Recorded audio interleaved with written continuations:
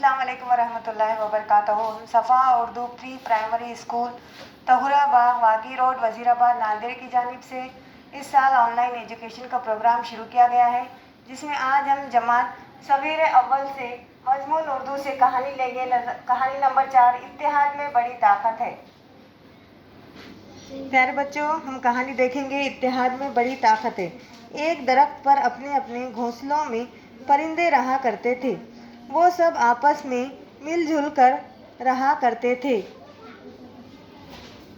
एक दिन शिकारी आया। उसने चंद दाने जमीन पर डाले।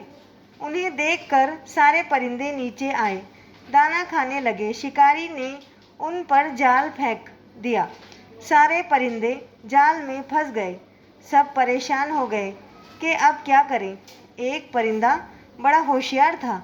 उसने कहा, हम सब अपनी ताकत लगाकर उड़ेंगे। ऐसा ही हुआ। सब ने ताकत लगाई, शिकारी के जाल को ले उड़े। देखो क्या करें, परिंदे एक झाड़ पर रहते थे। वहाँ पर एक शिकारी आया और उसने क्या किया, ज़मीन पर कुछ दाने डाले। वो दाने देखकर सारे परिंदे नीचे उतर गए, दाने खाने लगे।